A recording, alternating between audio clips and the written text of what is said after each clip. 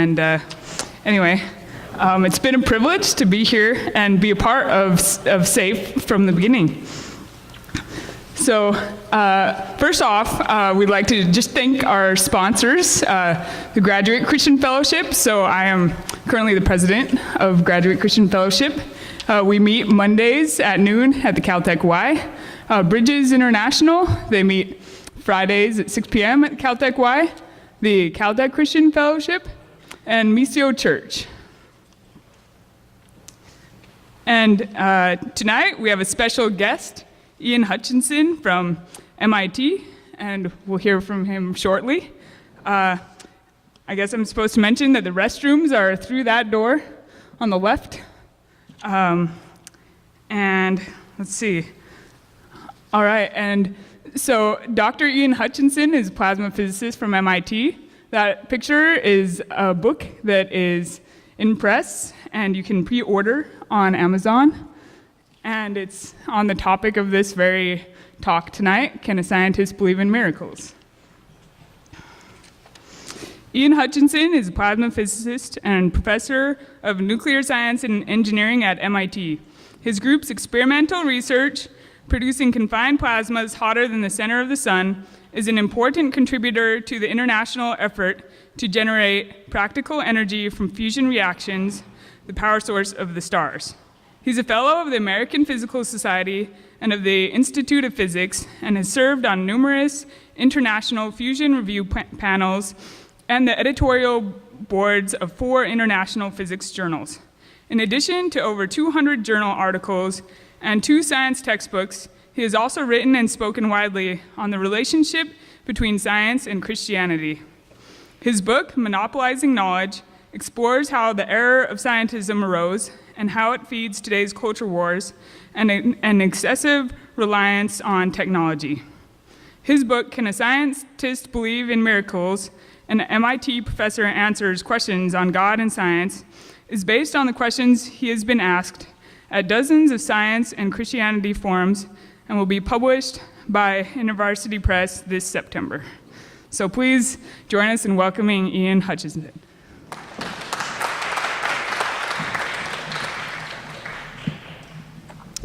Thanks very much. I just want to thank you in return for the invitation to be here with you at your SAFE event. It's a beautiful California evening, and I'm really enjoying it very much. I have to hop on a plane back to Massachusetts tonight, but that will be my penalty for being with you. Okay, great. I don't have to do much more of the shameless advertising, but I wanted to mention that I am going to speak very directly to the question, can a scientist believe in miracles today?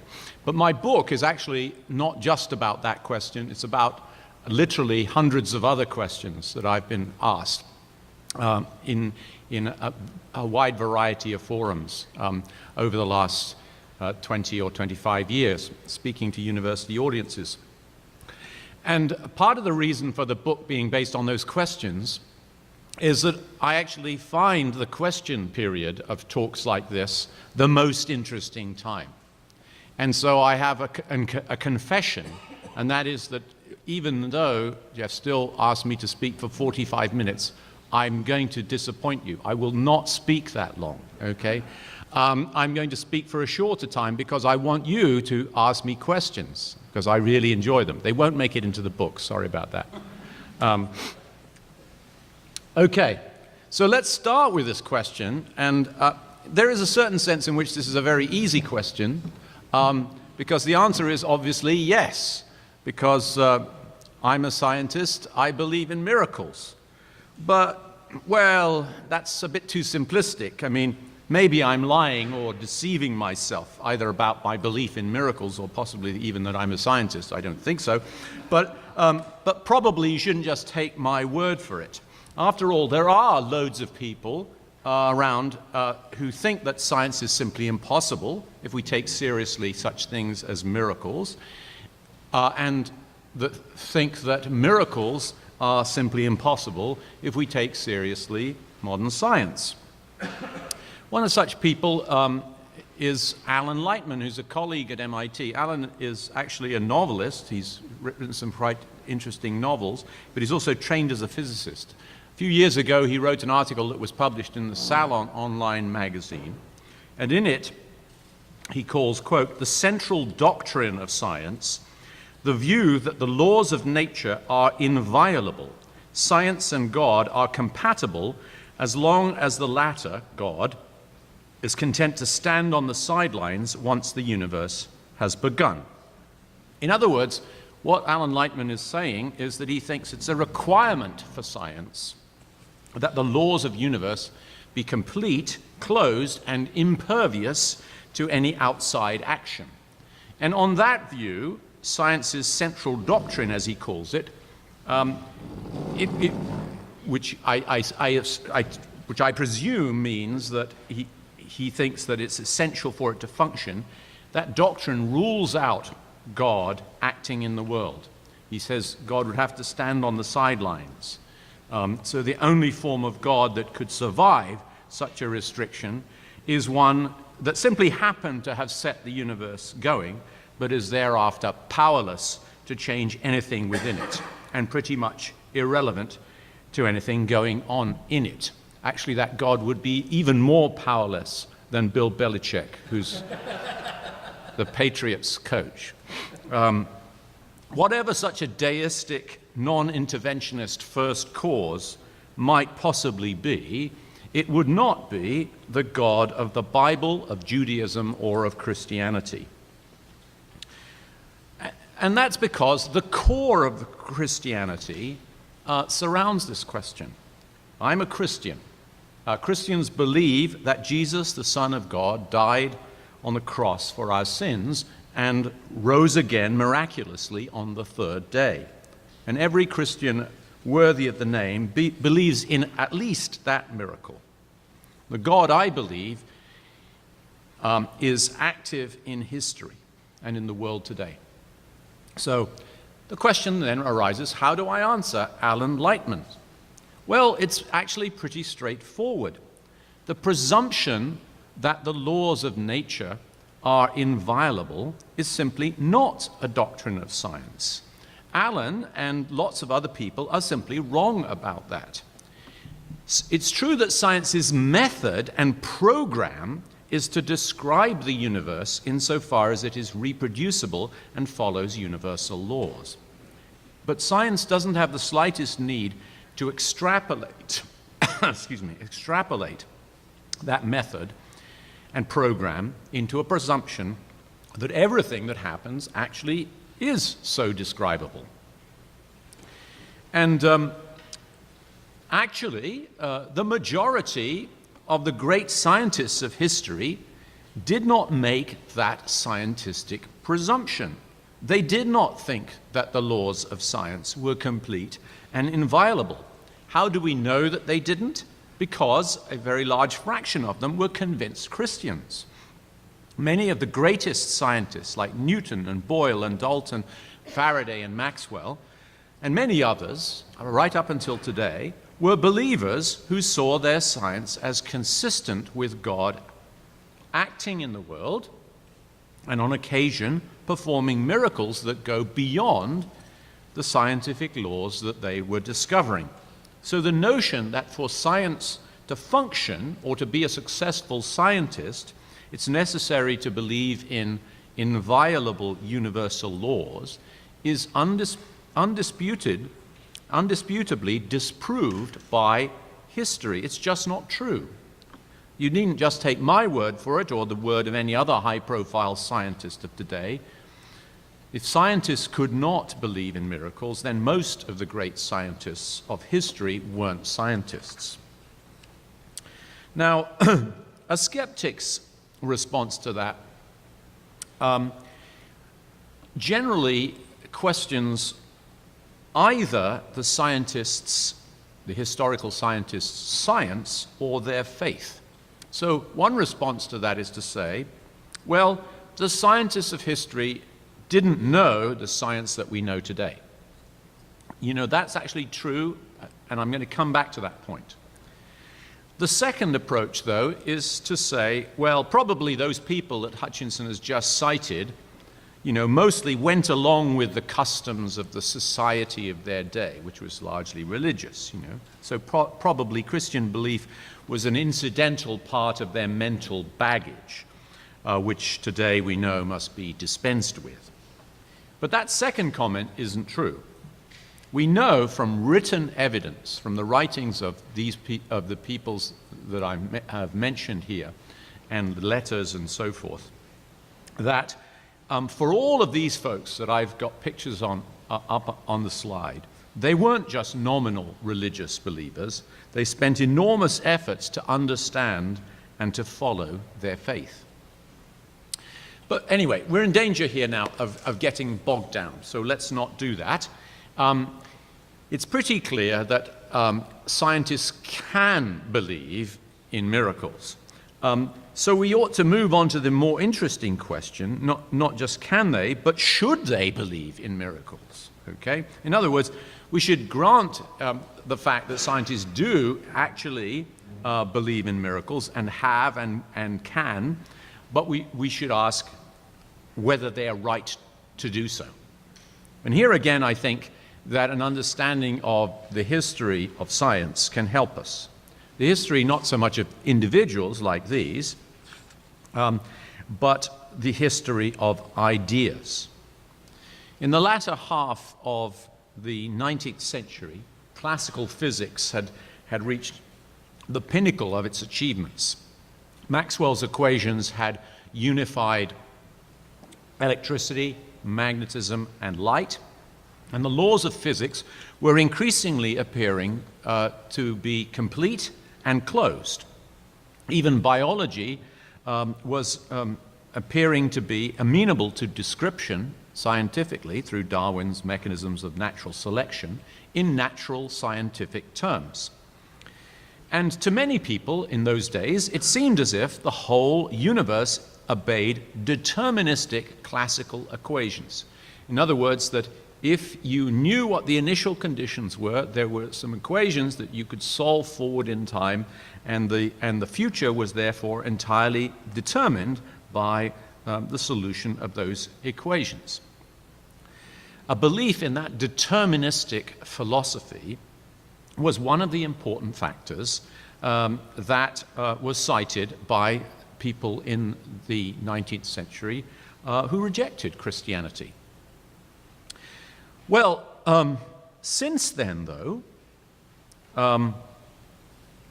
a belief in that deterministic philosophy has changed. And with the discovery of quantum mechanics and the greatly increased understanding of nonlinear physics, chaos, turbulence, and so forth, we now have a different viewpoint. We now know that even the solutions of classical equations are sometimes indeterminable because of sensitivity to initial conditions. And also, quantum physics shows that there are fundamental aspects of the universe that deterministic laws do not and cannot completely describe. For example, the radioactive decay of a particular nucleus. It's impossible, in principle, to predict when a nucleus might, the precise moment at which a nucleus might radioactively decay. And by the way, it's very, very easy to take a single quantum event like that and amplify it up to an effect which is easily determined on the classical scale, the macroscopic scale. And the famous example is Schrödinger's cat. This raised in people's minds all kinds of puzzlements about the extent to which the cat is or is not dead inside of a box. But anyway, the point I'm making is that it's not just at the atomic scale and we can forget about it. It's actually quantum indeterminacy has influence at the macroscopic scale. So, in other words, science has labored mightily for hundreds of years to understand the world using deterministic descriptions, classical equations, only to find that the universe resists such description in those terms, at least complete description in those terms. And it might have seemed a good argument in the 19th century to say that science had shown that the universe was deterministic, but it's actually today not such a good argument. In fact, that argument is naive and untrue even to our scientific understanding. Nature is far more mysterious than the Victorians thought. So coming back to the point that I said I would come back to, it's true that scientists of history did not know what we know today. Yes, I agree with that. But actually, what we know of physics today has, if anything, undermined the deterministic, skeptical position. The argument that the universe is a closed system of scientific laws seems substantially less plausible today, scientifically, than it did then. Okay, then. Suppose then that science does not actually rule out the theoretical possibility of a miracle. Still, one might ask, if miracles happen, why aren't there by now lots of scientifically demonstrated miracles that would persuade anyone and everyone of their reality? I think that's a good question. Let's start thinking about it with a personal story, true personal story. About bit over 35 years ago, we were living in England. My daughter Anna had a playmate who belonged to a Christian family living in the same street that we were living in England. Here's on the left is Anna then, and on the right there is Anna, her husband, and her two boys, my grandsons, for no good reason, okay, except that I'm proud of them. Okay, the playmate of my daughter in that street contracted meningitis and fell into a coma. And in hospital, the doctors gave a very bad prognosis. Even if she did recover consciousness, she would very likely have brain damage and be handicapped, perhaps quite seriously. And so these people asked the elders of their church to come together, and they did, to the bedside of their daughter, and they prayed in faith for healing. And within days, the girl was awake with apparently no ill effects, and within week or two, was back at play with my daughter Anna. So what should we say? Was this or was this not a miracle? How does natural science work? Science works on the basis of reproducible experiments or observations. If I do an experiment at some time and in some place, then somebody else at some other time and some other place ought to be able, if they pay attention to the details, to get the same result from that experiment. That's absolutely fundamental to the methods of science. It's the outlook that makes science what it is. But how do you apply that characteristic method to a miracle? It's intrinsic to the whole idea of a miracle that it's going to be something unique, never to be reproduced. In other words, a miracle is by definition irreproducible. Consequently, natural science is inherently incompetent to prove that an event is a miracle. Now, by the way, there are lots of other important aspects of life and of the intellectual life that don't yield to the scientific analysis that I've just outlined because they're not reproducible. History is an example that I often cite. History is another discipline where non-reproducible, unique events are under study. And so the methods of the natural sciences cannot be applied to history. So it's not just religious questions that are inherently non-scientific. By the way, to believe the opposite is to believe in what I call scientism, the belief that the improper belief that science is all of real knowledge. And you, if those of you who are in the university, are probably extremely aware of the widespread scientism that permeates much thought in our society today, fallaciously. So what I want to suggest to you is that the answer to why the world is not full of scientifically demonstrated miracles is quite easy. It's because science is inherently incompetent to demonstrate a miracle. Science can investigate miracles or miraculous claims. It may be able to reveal some kind of deception or trickery or misperception. If someone has been seen in their front room, levitating on a flying carpet, if investigators find some powerful electromagnets in the basement of that house, that's going to lead one to be very skeptical about the claims that this is a miracle. But if science fails to find defeating evidence of that type, then science is basically unable to say one way or the other whether some reported event is a miracle. Science is incompetent to prove an event to be a miracle. And that was true of my story.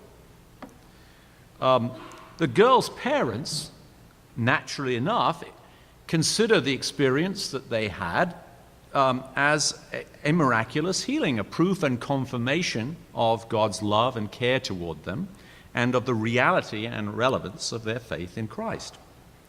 But what would the physicians say was the scientific nature of the event? Well, he or she might say that there was no scientific explanation, but that many things in medicine are not understood. Or he might say that he had or had not experienced this type of event before. But what I suggest to you he could not, or perhaps should not say, is that the lack of a scientific explanation proves scientifically that a miracle has occurred. I don't think that would have been true. Now, the idea of miracles is very often associated with faith. And the point that I want to make concerning faith is that a miracle, in order for a miracle to be perceived, because a miracle is in the end an interpretation of an event, as I've been trying to illustrate with my own personal experience, a miracle is not just an anomalous event that seems contrary to science. I mean, quite honestly, there are lots of anomalous events that seem contrary to science happening every day. And actually, many of them happen in scientific laboratories, including my own. They're usually mistakes. And if they're not reproducible, then they're quickly discarded so that we can focus on the reproducible behavior of the world. And that's the way science works. The interpretation of an extraordinary event depends on the context and depends on your presuppositions. And I think that that's one reason why miracles require faith, which is something Jesus often emphasized. If you're closed to the possibility that a miracle will occur, then you're never going to be convinced. I mean, don't get me wrong here.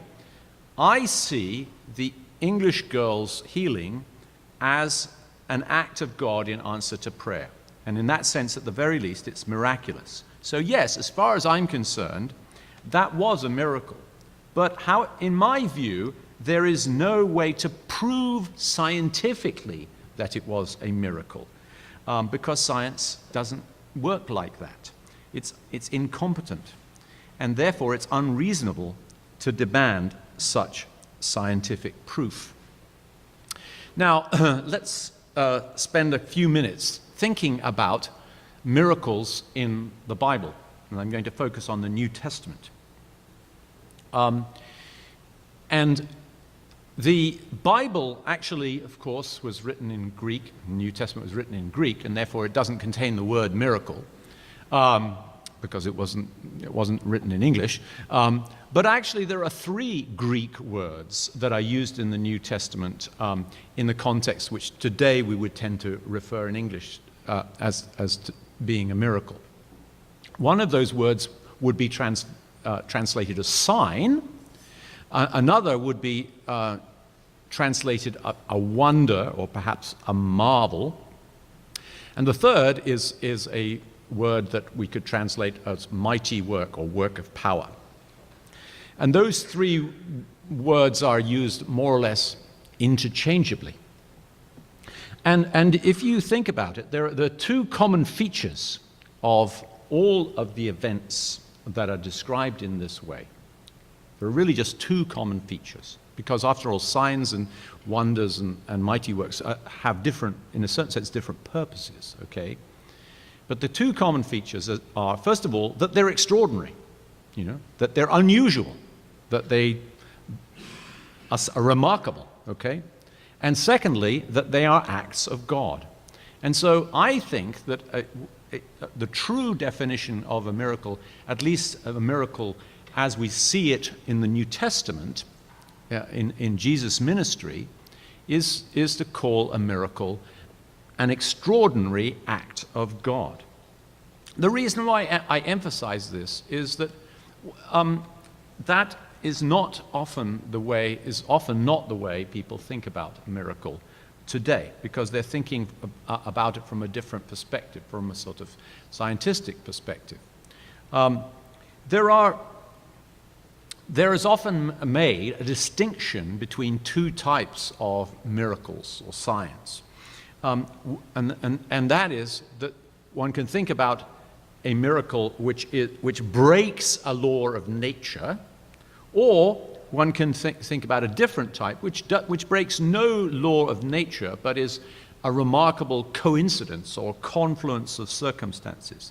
So I like to illustrate this by thinking in terms of that first type, the law-breaking, as being, for example, turning water into wine.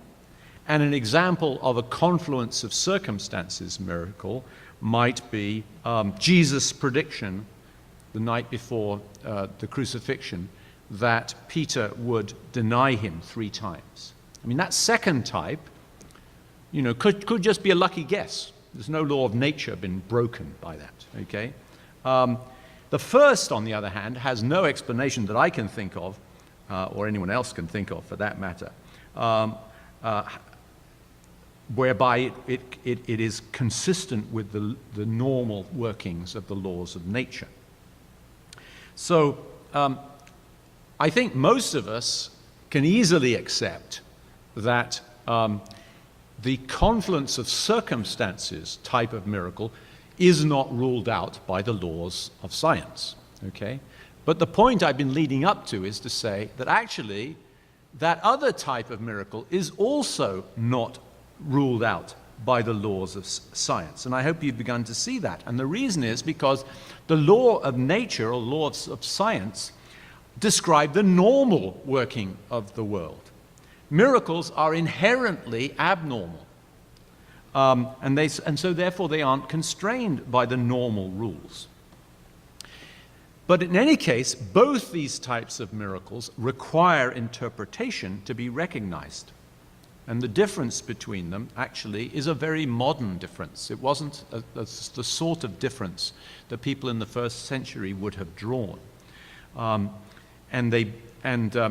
Actually, the difference between them is even today less clear-cut than you might think. If you think about the occasion where Jesus stills the storm when he's in the boat on the Sea of Galilee and he stills the storm, which of the types of miracles was that?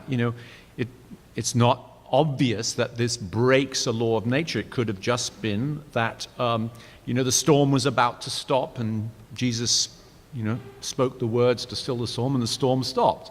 So, on the other hand, maybe it was a mighty work. It was he caused the storm to stop. So that distinction, just doesn't kind of work for an event like that. It could be either type or it could be both. So, therefore, in my view, it's a mistake to define a miracle as a violation of the laws of nature. There is just no way to prove such a violation scientifically. It doesn't mean that we can't be persuaded by events that God is at work, but it does mean that we are never relieved of the necessity of interpretation, and that involves, in a certain sense, an openness to God acting in the world, which is often referred to as faith.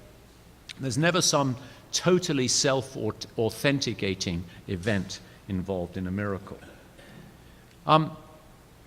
This is Jacques Monod, who was a Nobel Prize winner in medicine and biology in the 1960s and 70s, and he wrote a book about his view of science, and in it I've got this quote up here, and I don't have it in front of me, and I can't read it over there, so I'm just going to come around and make sure I get it right. He says, "The cornerstone of the scientific method is the postulate that nature is objective, in other words, the systematic denial that true knowledge can be got at by interpreting phenomena in terms of final causes, that is to say, of purpose."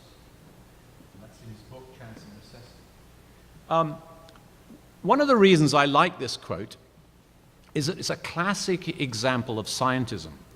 Because if you look at it carefully, you see in the first sentence, he's talking about the cornerstone of the scientific method.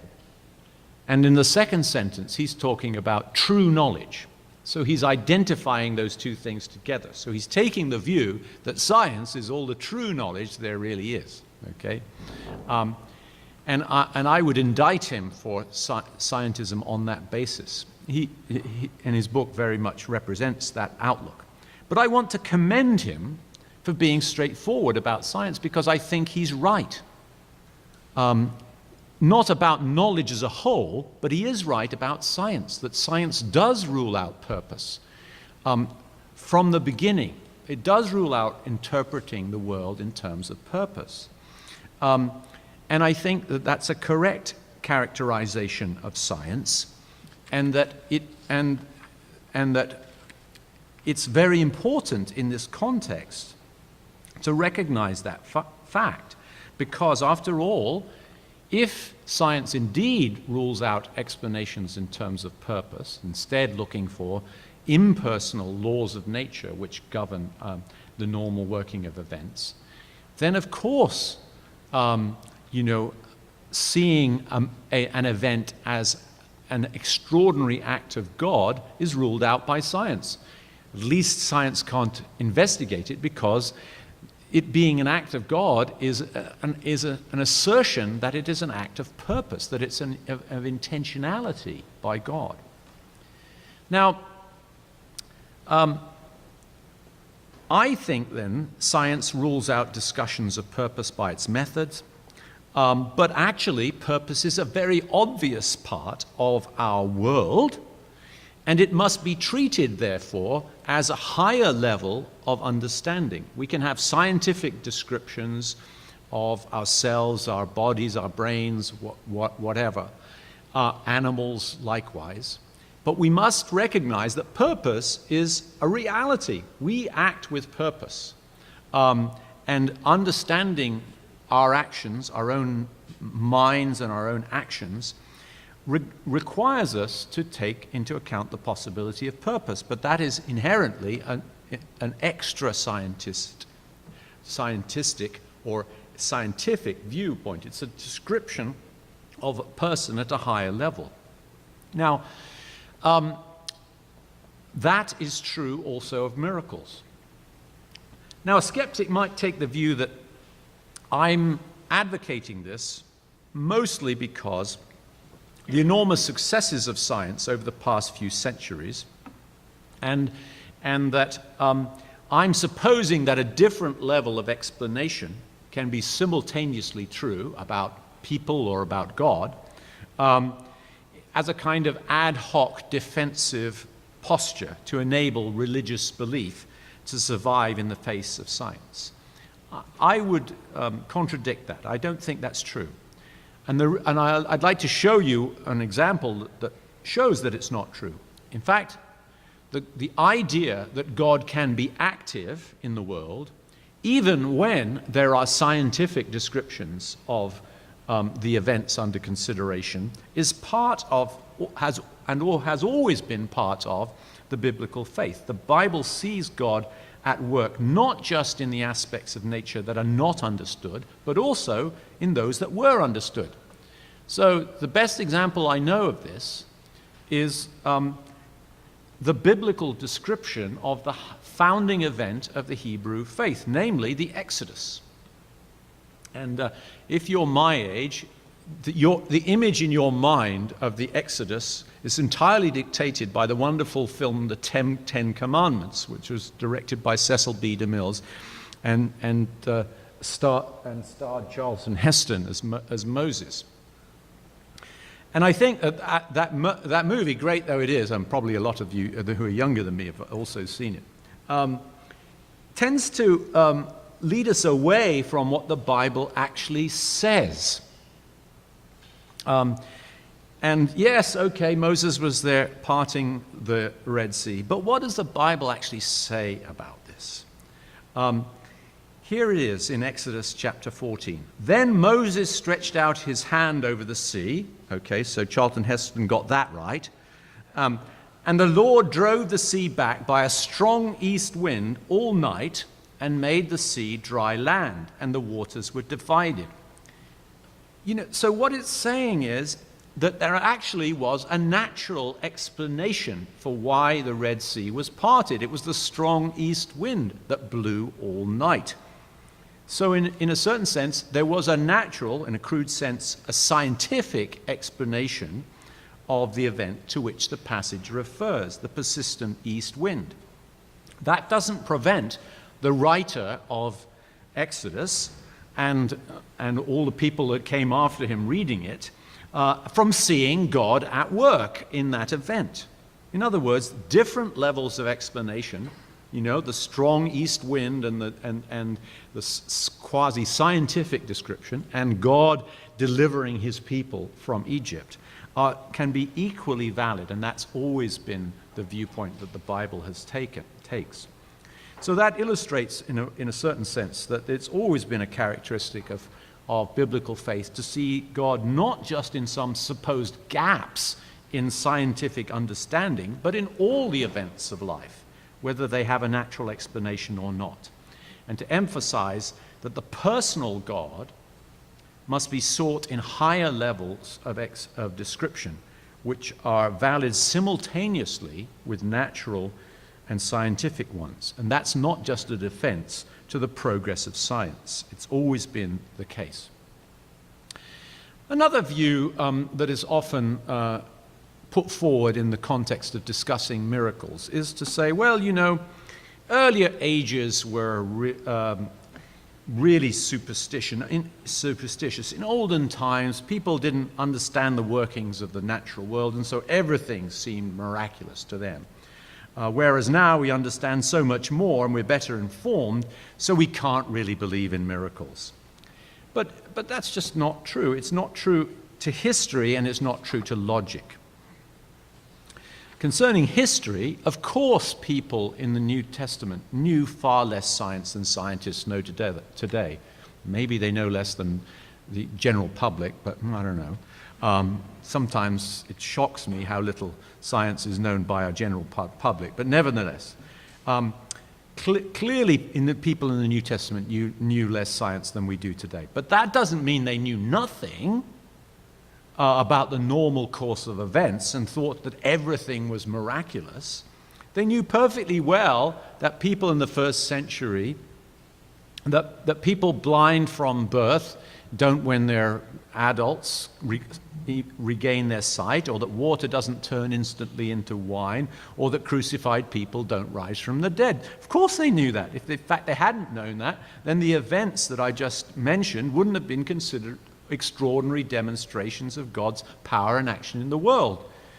The events functioned as that logically for the people of the first century as signs of God's power only because they knew them to be humanly impossible.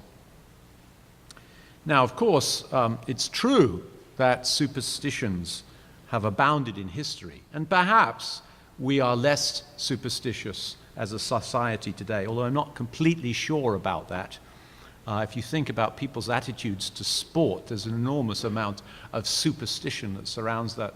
Those of you who are may have seen in 2012 the NFL ad, which ended with the remark that it's only weird if it doesn't work. It was all about people watching their team on TV and crossing their fingers and doing all kinds of superstitious things to try to influence the outcome. So maybe we do it just as a matter of fun, so perhaps we're less superstitious than they were. And I'm just as skeptical about the proliferation of popular myths and about figures of history or about figures of today as the next person. I well recognize the hankering that's natural to humans after the mysterious and the exciting that often captures the public's imagination and can easily lead to superstition. But you know, some miracle stories being implausible superstitions doesn't disprove all miracle stories. All miracle stories are not equal, and what one has to do is critically assess the evidence for any particular miracle claim. It's illogical to rule out miracles simply because they're miraculous, unless you already know there's no such thing as a miracle. But science doesn't provide you with that knowledge. So if you adopt the opinion that miracles just never happen, then you are doing so not as a matter of physics, but as a matter of metaphysics. In other words, you are adopting that view that miracles never happen on faith. So I promised I would finish early. Let me simply summarize these points that I've made, and then we'll have a time for questions. Yes, certainly scientists have believed and can and do believe in miracles. The supposition that miracles are ruled out by science, or that science is ruled out by miracles, is not proved by science. It's a philosophical presumption that actually is rendered implausible by the fact that scientists do actually believe in miracles. The notion that we know better now, yes, we do know better now, but actually the new science that we've learned in the past 150 years renders the idea of a deterministic universe less plausible than it was even then. And that science's methods make it incompetent to decide questions of miracles. And that's one of the reasons why this issue of interpretation becomes so important and involves faith, at least to the extent of an openness to see God at work. I mentioned that this distinction between law-breaking and non-law-breaking isn't really a biblical one. And I've addressed the question of superstition. But let me close, and then we'll have questions, by saying this. In the end, miracles are plausible if there is a living God who is in touch with the world. We Christians say we have a personal experience of the living God through the Holy Spirit, the counselor, and that he dwells in us, bringing comfort, understanding, remembrance, and conviction. And while we don't call that daily relationship with God a miracle, because it's not extraordinary, okay? It's nevertheless an important reason, I think, why a Christian, whether he or she is a scientist or not, can believe in miracles.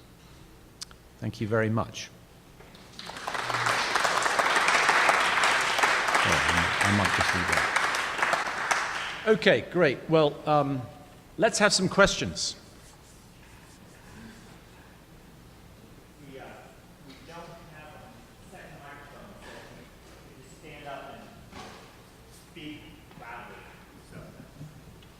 like, I will do the same, so I don't have unfair advantage.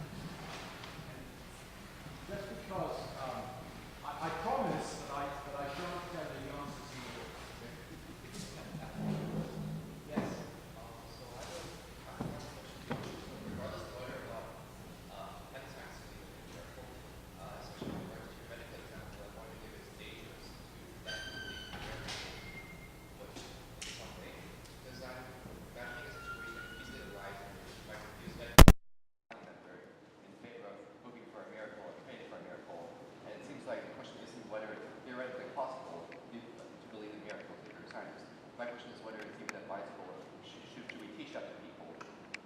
Because it's like science is proved to work. Yeah, that's a great question. Did everybody hear the question? The question was, and actually, one of the distinctions between superstition and faith is that superstition is actually an attempt to manipulate things that we don't control.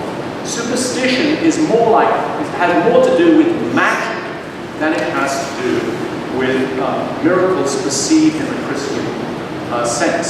So Christians do feel called to depend on God for their health and to pray and to trust.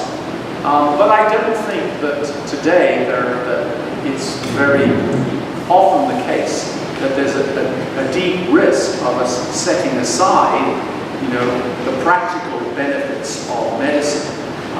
In the case the example I gave you, the parents didn't set aside, the benefits of science and medicine. Medicine was, at the limit of what it could accomplish, and they were praying for God to act in an extraordinary way. I certainly would not advocate people setting aside modern medicine in favor of God. I don't think it's an either or. I think for most people today, it's both and. That would be the way I would answer that. Yeah, there's a question over here. Speak loud. Can you give us a bibliography? Yes.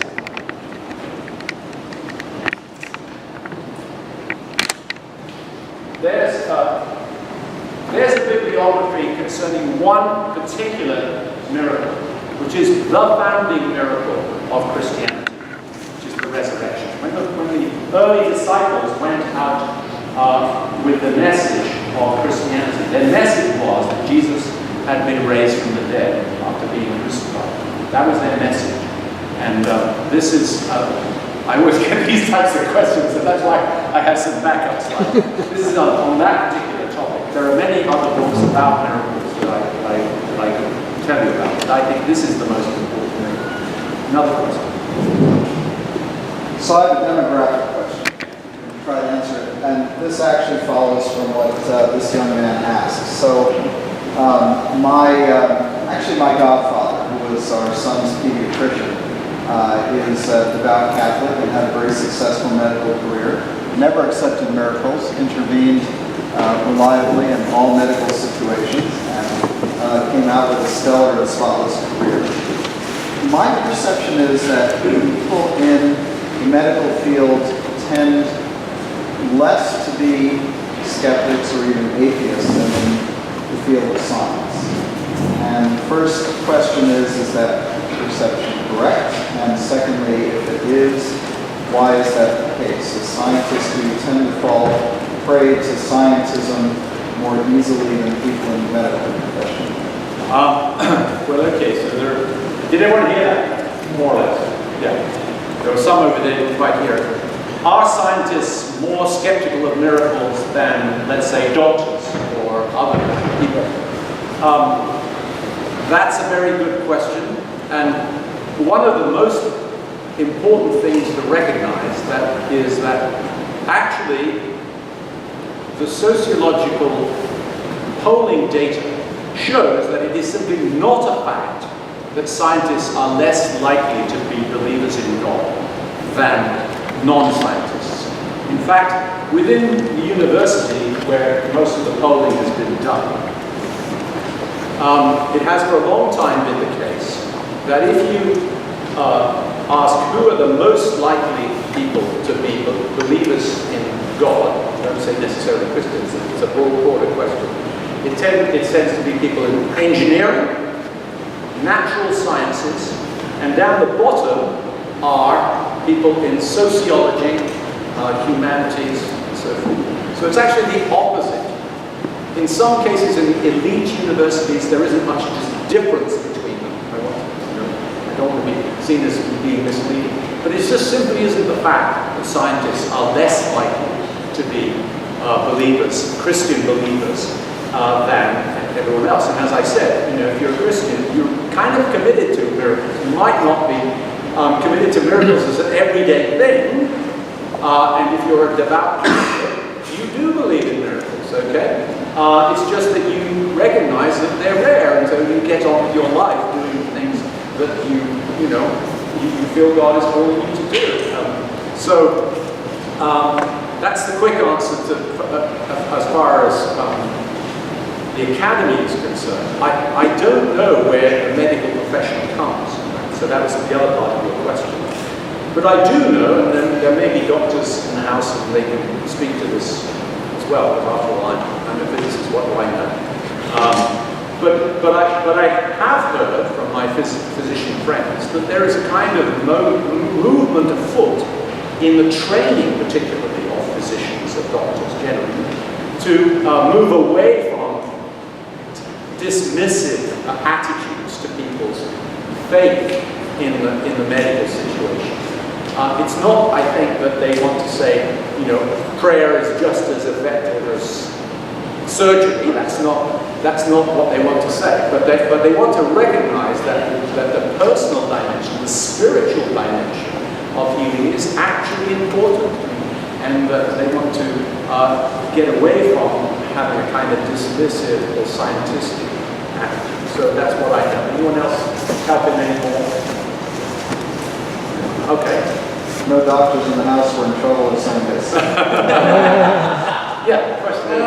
Just like with medicine, there's an art to medicine, both science and art, and I suspect that humbles medical doctors because something really inexplicable, they work with this person, not with that person, so I think the nature of their field is not necessarily reproducible. Yeah, did you hear that? He's saying there's an art to medicine as well as the scientific aspect.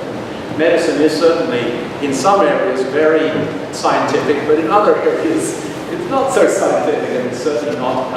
It's not a situation in which it's easy to do these reproducible tests because one is constrained in terms of what is ethically allowable in terms of certain types of experiments that aren't the sort of things that you should do. So, yeah, that's true in medicine. It's also true that many, a large proportion of the New Testament miracles are medical miracles, they're healings. And it's also true that there are vast numbers of claims of miraculous healings today, and that they dominate the documented miracle reports. That healings are the most widespread miracles that we hear about today.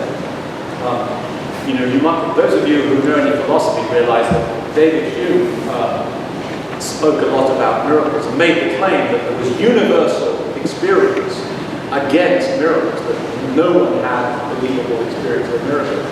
He was completely wrong about that. It was a spurious claim, and it's still the case that there are many, many people who claim to have experienced miracles. I mean, I come to those claims with a degree of skepticism, but not so much skepticism that I simply dismiss them all out of hand.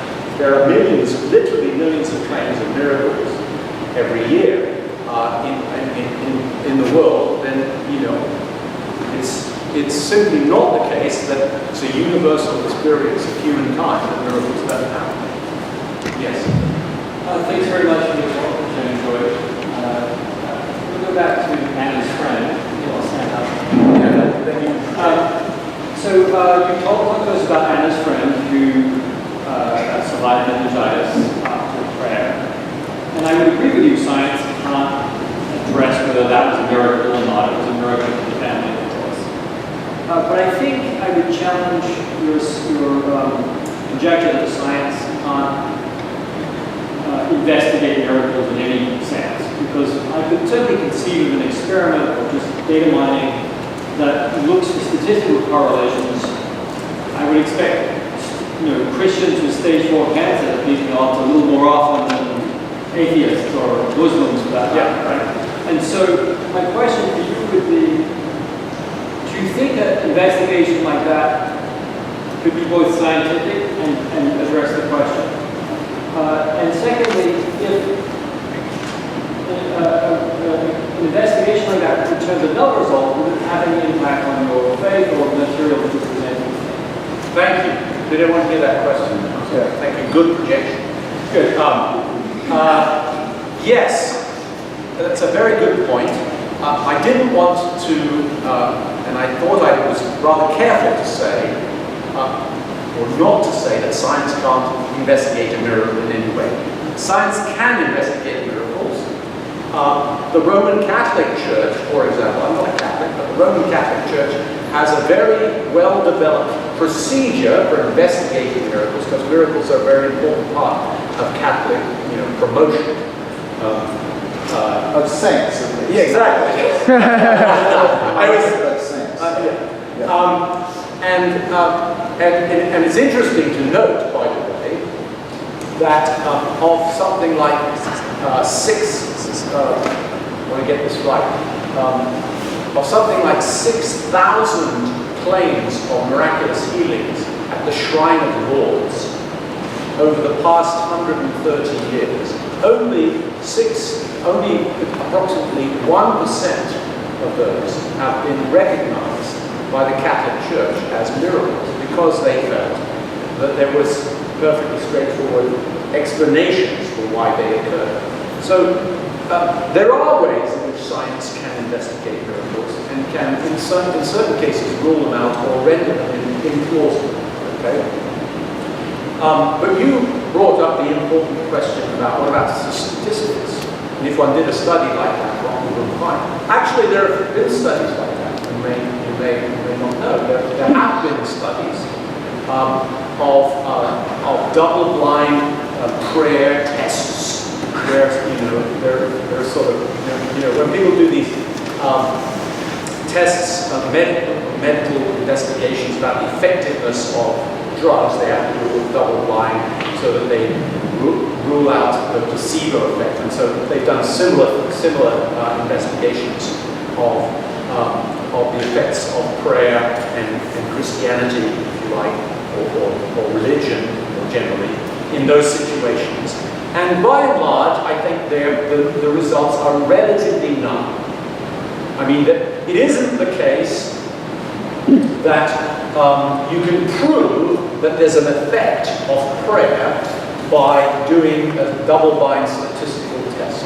Now, of course, that perhaps doesn't surprise us, because, the Bible says you shall not put the Lord your God to the test. Okay? So I'm not at all, I would go into such a test not being at all persuaded that God would feel obliged to deliver in such a way that, the statistics prove that miracles have occurred. But there are other aspects of the sort of epidemiological studies that do substantially show effects of religious practice. And it's in fact the case that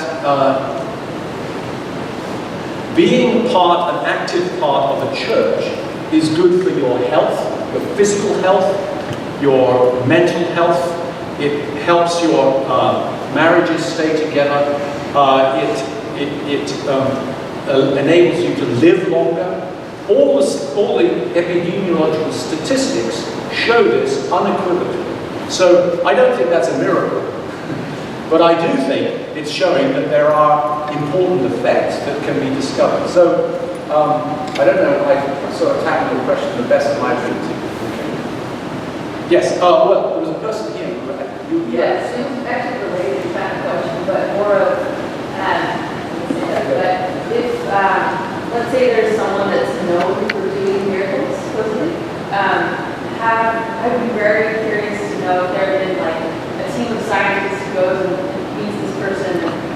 them around and test the person for their sight and vision before, and then they pray, and they test them after.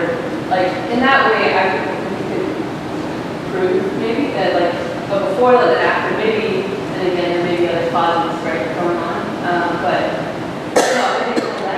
It's a good question, yes. The quick answer is there are medically attested miracles in the sense that people have experienced, for example, remissions of cancer that have no explanation.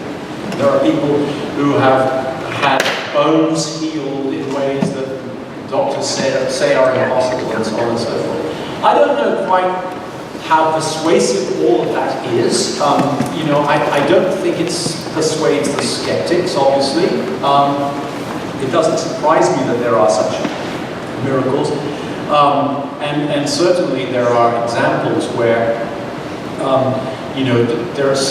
medical science is simply at a loss. All they can say is, there was a spontaneous healing. And in fact, it's interesting, isn't it, that medicine has this terminology that kind of explains these things. They have special terms for things that spontaneous, this, that, and the other, remission, and so on and so forth. So bottom line, yes, there are such, but of course, it's in general not been something that it's been something that's been done after the fact, or it's something you've pieced together in a kind of detective way, because miracles aren't something we can dial up, okay? I mean, maybe there are people, certainly have over history, people who claim to have, miracles follow their ministry. But how many people have gone to the doctor before, had a checkup, proved that you're ill, gone to, Catherine Kuhlman or whoever the person might be, and then gone back to their doctor and, they stamp a piece of paper and say, yes, you're healed. It's usually by accident that those types of, that type of evidence is present. So it's sort of a detective story more than a scientific story. But it's a good question. Let's see, there was someone over here. Yeah, my question might be a bit provoking. You talked about miracles related to healing, but what about the other side? The healthy person suddenly gets cancer. In the Old Testament, you will find many examples where God punished people, killed people. So is this also a miracle?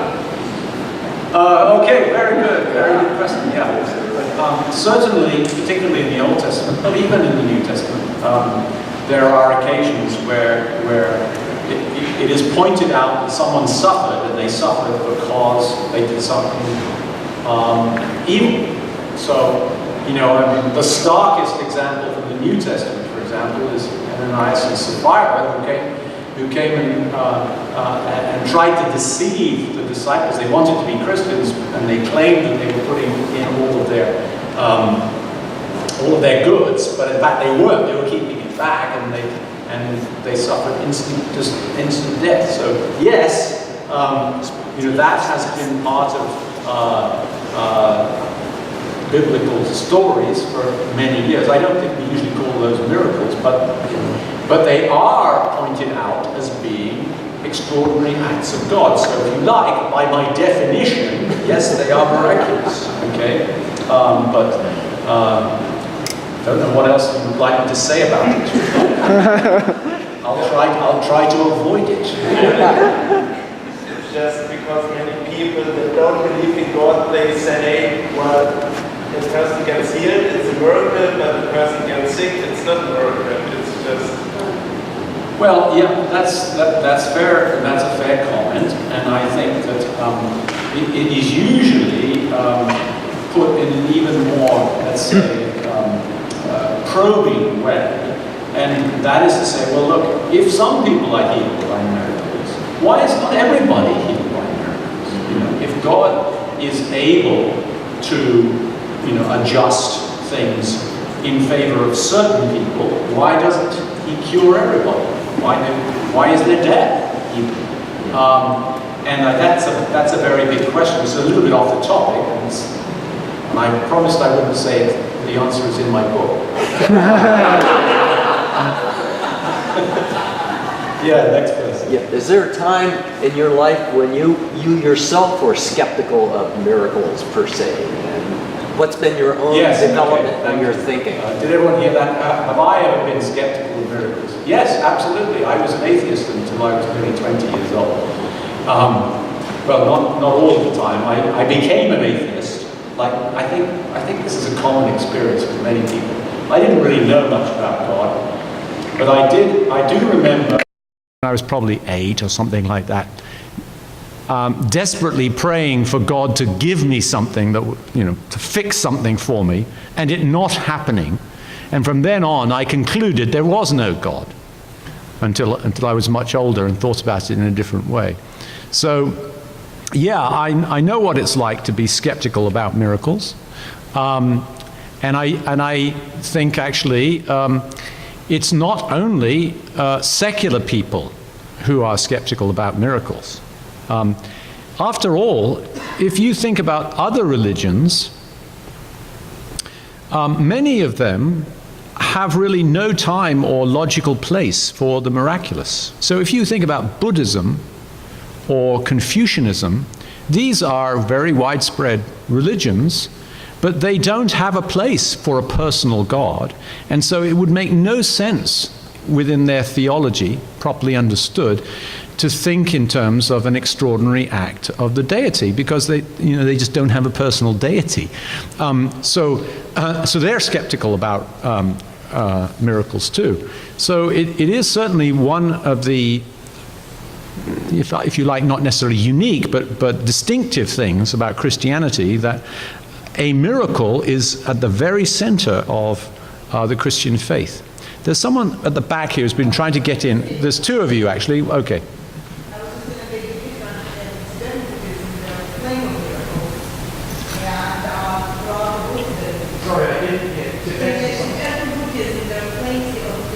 Buddhism comes in many varieties, and thank you for clarifying that. There are Buddhist views that believe in miracles. Buddha himself did not emphasize miracles, and in fact didn't encourage his followers not to pay attention to them. But religions have evolved, so thank you for that clarification. Yeah.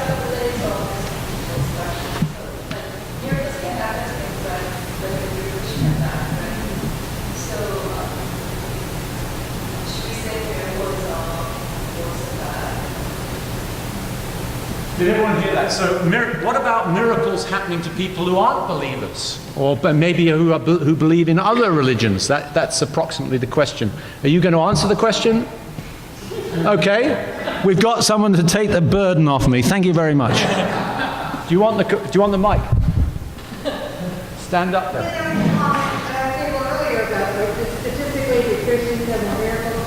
I was thinking, miracles aren't really necessarily for people who absorb them or anything.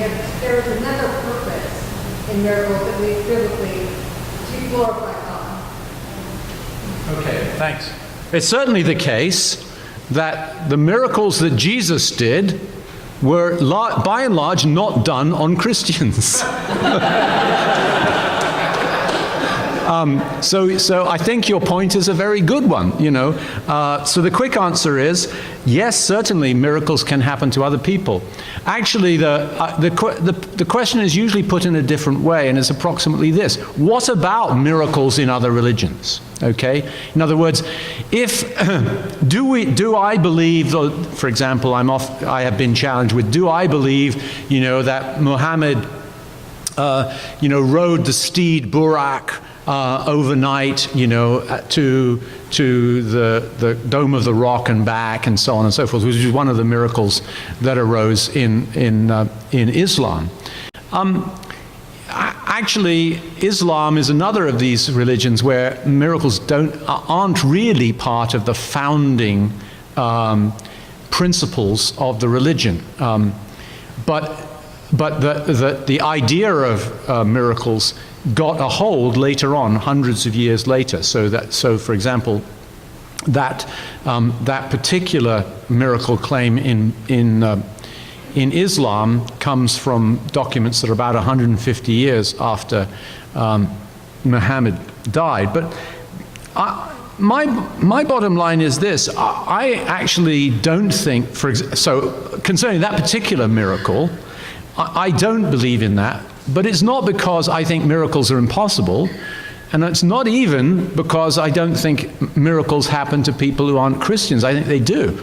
But it's because basically that particular claim is a fantastic story, having a character totally different from the typical biblical stories that particularly New Testament stories that surround the person of Jesus, and because they have no theological significance. I mean, it's in large measure, the biblical miracles are remembered and documented because they have theological significance. It might be local theological, it might even be personal theological significance, but it comes back to this act of God thing. But yeah, it's a good point. Miracles in other religions is often a puzzle. There's another, you've had a go, but if there's no one else, have another go. Yes, go ahead. So actually, like, if you, many things today, if you go back to time, you would say, oh, it's a miracle, like, you walk into a you fly to space in a rocket. So I have a question, like, what are the miracles that don't exist? Do this stuff that you don't know yet, and maybe in 1,000 years, we'll find, it's just like... Yeah, thank you. So did everyone hear that? It's a miracle that we can fly in a plane or go up in space in a rocket. And so maybe miracles are just things that are hard to do and we don't have the technology yet. That's actually, in my view, speaking like that is just confusing. It's confusing two meanings that we have in English of the word miracle. So it's sometimes said, that you can either live your life as if everything is a miracle, or you can live your life as if nothing is a miracle. That is confusing two meanings of the word miracle. So the one the everything is a miracle is a way of saying everything is wonderful, okay, and that we should wonder and have celebration about it, and it's a marvelous thing, okay. But the other meaning, which is to do with the skeptical view that nothing is a miracle, is to do with, is there such a thing as an extraordinary act of God in the world? So these are two different things. I think there are lots of marvels of modern science and technology that are things which would provoke wonder in us if we were to be transported, 200 years into the future. And that's probably true for us too. There probably 200 years from now, there will be things we'd never thought of and that we would consider to be marvelous. But that is the important thing about this issue about what do we mean by a miracle? And that's why I took a bit of time to say that what I'm talking about, the type of miracle that I'm talking about, is an extraordinary act of God.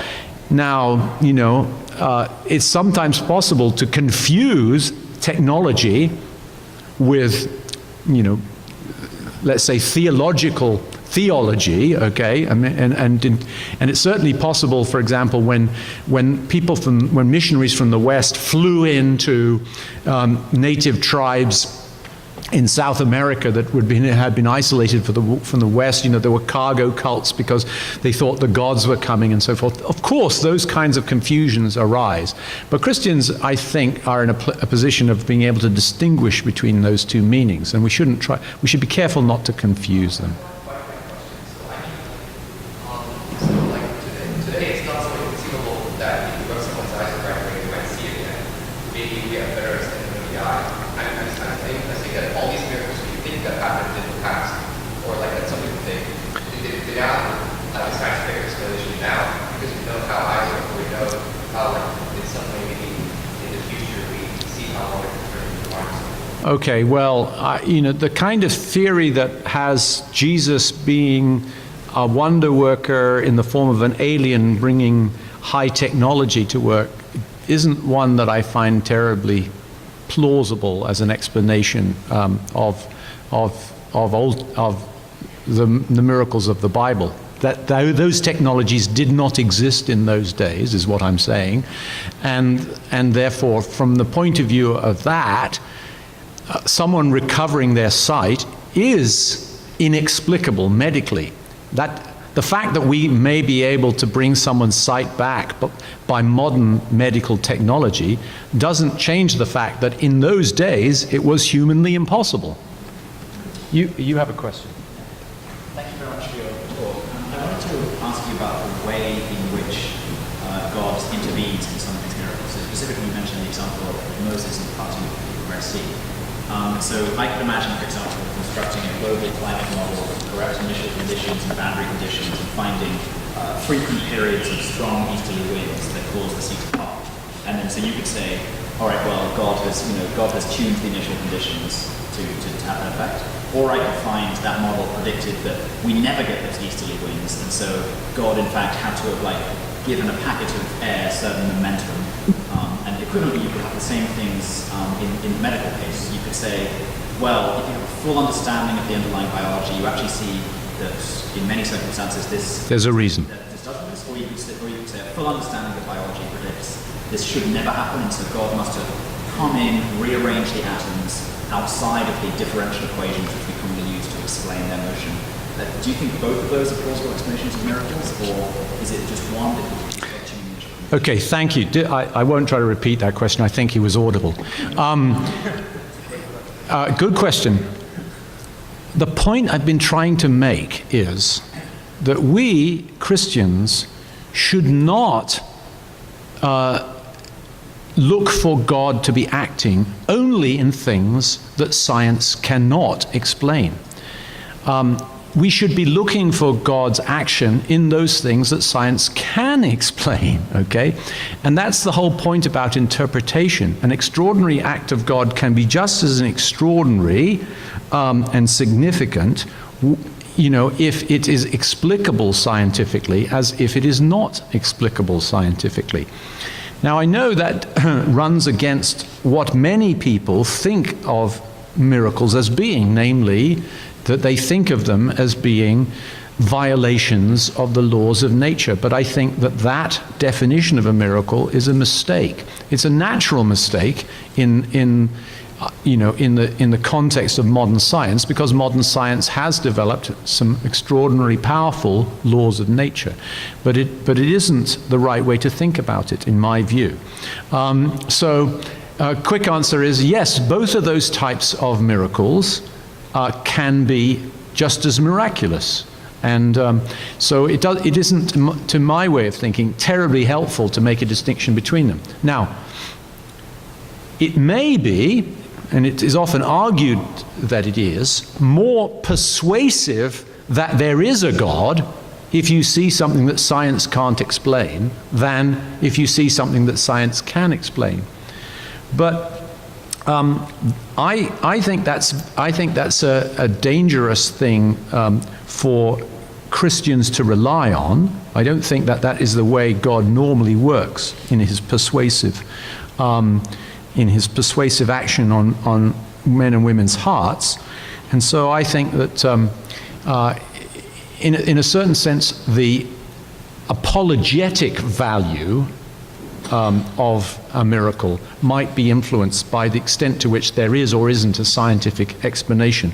But I think we need to be extremely cautious about that, and because that whole approach is which goes under the name of the God of the gaps, is liable to disappear as a reason for believing in God if what we took to be inexplicable by science ends up to be explicable by science.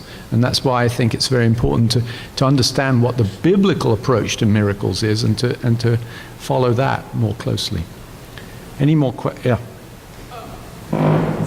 It's related to the previous question. So what if all the miracles can have naturalistic explanations? So how would that affect Christian faith? Well, to be honest, I don't think there will be much of an effect, but I want to hear your perspective. Well, okay, did everyone hear that? If all miracles had a natural explanation, would that affect Christianity? I mean, I think there are branches of the Christian church that have almost approached that viewpoint. There have been modern theologies that have been championed by famous theologians like Bultmann and people like that, who have sought to demythologize Christianity in the sense of saying, well, we don't actually believe miracles happen, so what would Christianity be like if we don't take seriously or literally the miraculous aspects of the Bible? My own view is that those outlooks actually have abandoned Christianity. Because I think the heart of Christianity is that God is active in the world. So the bottom line is, if having a natural explanation rules out or leads you to suppose that God is absent and his action in the world is ruled out, then I think that affects Christianity extremely deeply. But I've tried to say that even if specific miracles have some kind of scientific explanation, it is the biblical outlook is that makes no difference to whether it is or could be an extraordinary act of God. And I gave you the Exodus example as a case in point. I don't mean to say that the Bible thinks all such miracles, that there are no miracles, let's say, that are inexplicable in the normal with the normal course of events. That's not the case. The Bible says claims lots of things which, as far as I can see, couldn't possibly be consistent with the laws of nature as we know it. So I think you're offering me a hypothetical that I don't quite know what to do with, but I think it is very important whether miracles happen as far as Christianity is concerned. It goes to the heart of its theology. And that's one of the reasons, by the way, that became the title of my book, because it's just one of the most important questions. Yes? I'm not sure I can articulate this properly, but when I read the New Testament about Jesus of Nazareth and his performance of miracles, it strikes me that there's a very strong correlation with a miracle, a healing, and the forgiveness of sin. Mm-hmm. And that was not just Jesus who did that, but there was a very strong correlation. I haven't heard you mention that at all. That doesn't seem to be characteristic of miracles that you hear about today. And also, he was very reluctant and grumpy about performing miracles. Yeah. He was reticent. He only did it because apparently it was the only way to reach this faithless generation. If you had faith, you didn't need them. All right, so thank you. Thank you for that question. I slightly disagree with what you said just at the end. I don't think Jesus did miracles for the faithless generation. He made the remark that it's a faithless generation that asks for them, but he actually said that no sign will be given other than the sign of Jonah, referring to being delivered from the belly of the whale after 3 days, which is an oblique reference to the crucifixion and the resurrection. So I think that actually, by and large, as you read the New Testament, you find that Jesus refused to give proofs of his divinity and proofs of his status through miracles, and that his miracles were by and large motivated by compassion for those people who are suffering, rather than by kind of proving his own credentials. Jesus didn't go around proving his own credentials, by and large, I think. He did call, for example, the messengers of John, he did call attention to, he said to them, look and see what's going on around me, because they came to ask him, are you the one, or should we wait for another? And so his response was, well, look around you and look at what's happening. The deaf hear, the blind see, and people are healed, and so forth. So thank you also for that reference to forgiveness, which was a vital part of Jesus' ministry and the forgiveness of sins. Again, that was a way in which he confronted the religious authorities because he was claiming the authority to forgive sins, and he made the point that actually, in a certain sense, it's easier to do healings than it is to forgive sins, or at least it's more of a demonstration of having divine authority to have the power to forgive sins than it is to be able to work wonders. Jeff, how are we doing for time? Do you want to us to go on with the questions or what? So how do we do so? So typically we go on to discussions at the table, but we can continue. But I'm happy to continue for about another quarter of an hour, and then I need to leave for the airport, so I apologize for that. Raise your hand if you want to just still keep asking questions. A few more questions? 2 more questions. Okay, 2 more. Okay, thanks. Is there any, this guy's hand one? Thank you very much. Sorry. Do it quickly. So when we have these miracles that are not explicable in the framework of science, but are some obvious transcendence of the natural order, you have, it seems to me, 2 alternative hypotheses. You have an intervention by God, or you have some gap in our scientific knowledge. And so one way of reasoning about this, you have some prior expectation of what the universe should look like, you have some underlying model, and then you have your data. It's kind of the Bayesian framework. And so, for example, in the medical circumstance that you cited, your daughter's friend, how do you go about weighing the evidence in that circumstance? Because you need to do this in some way probabilistically. You need to say there is a very low chance of having recovered by this way, maybe at like 5 sigma or something. Therefore, we need some alternative explanation. Do you assign probabilities, or how do you go through that process? Well, it's a good question, but you could ask the same kind of question to a historian. How do you decide, whether Caesar was assassinated on the steps of the Roman Senate on the Ides of March in 44 BC or not? And it's blindingly obvious to a historian that you don't do that by the methods of science, okay?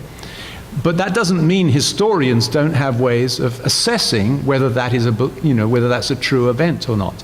So my answer is basically that you have to do those kinds of assessments, and and my own assessment of that personal event has to be done with using the same kinds of reasoning and considerations that belong to the history more than to science. So when you assert that I must do this by Bayesian reasoning, well, of course I know probability because I'm a scientist, and so I know how to do that. But the truth is, historians don't use Bayesian probability to decide those things. What they use is all kinds of background knowledge about the times and whether this is consistent with the way people spoke in those days, and what was the outlook of people, and who has written what, and so on and so forth. So it's a whole host of different things. And I would say, and this is getting to the heart of your question, which I think is a very, very important one, how do we assess things like, did Jesus really rise from the dead or not? I think the answer is you have to assess that more in the way that a historian assesses the historical truth of historical claims, much more than anything that I do as a physicist, as a scientist, because the methods I use to determine things in science basically don't work for those kinds of things. So it's much nearer to being, Poirot rather than being, Albert Einstein. So thank you, very good question. We're allowed one more question. Who's going to be the last? Or we won't. So this is partially a comment too. By the way, I'm very struck by how a lot of the questions are, I think, not, they're directed toward trying to apply the scientific method to miracles. And one of the themes of your talk was that that is not what the nature of the miracle is. But I also wanted to make a comment about science as a scientist, that we have to be careful when we talk to the general public about what science is and what we would like it to be in the ideal sense. The scientific method in the ideal sense involves the replicability of controlled experiments with the ability to see repeated phenomena in nature that we can test and measure. A lot of times in many fields we don't have a chance to do that. In my field, which is planetary science, we sometimes get one shot at measuring one place, and we do the best we can with it. And, we apply what we understand the physical laws to interpret it.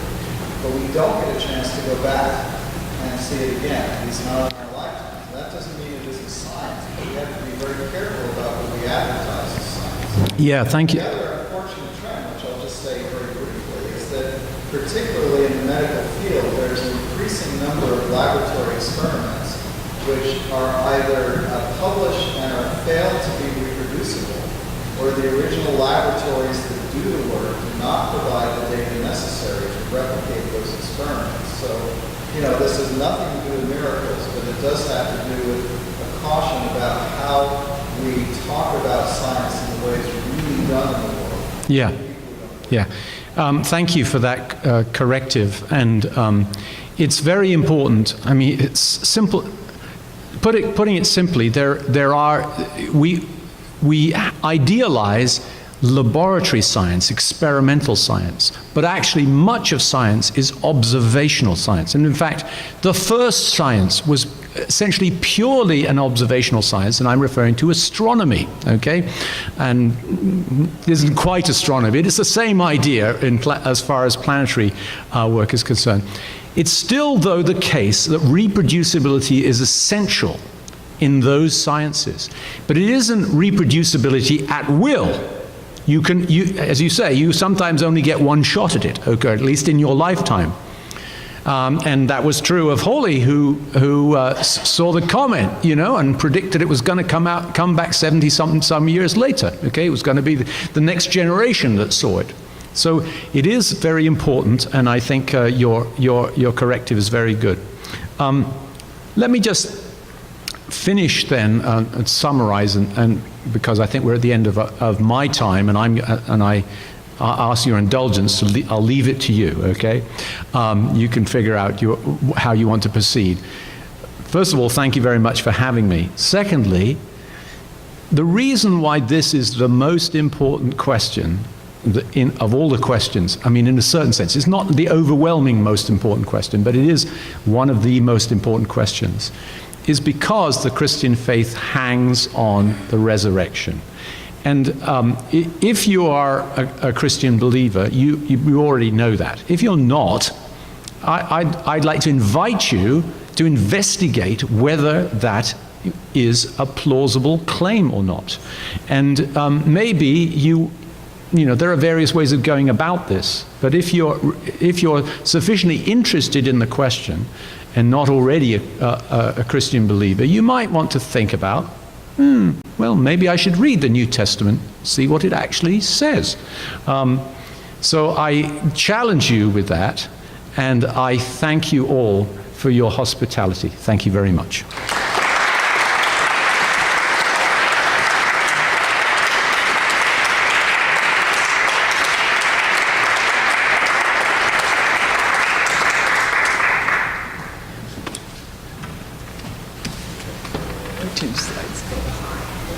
Yes. All right. Thank you very much, Dr. Hutchinson.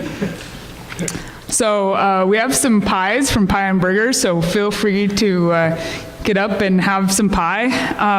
This is now our discussion time at the tables, and as a reminder of the ground rules, we like to show mutual respect when we're discussing various topics, and if you don't feel like talking, you don't have to.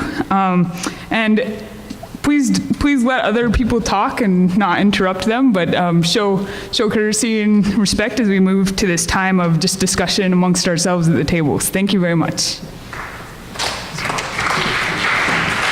And I'd just like to say real quick, it is also time to grab pie, so please do. And also, especially like to thank Dr. Hutchinson for having driven through hours and hours of Southern California traffic just to be here tonight.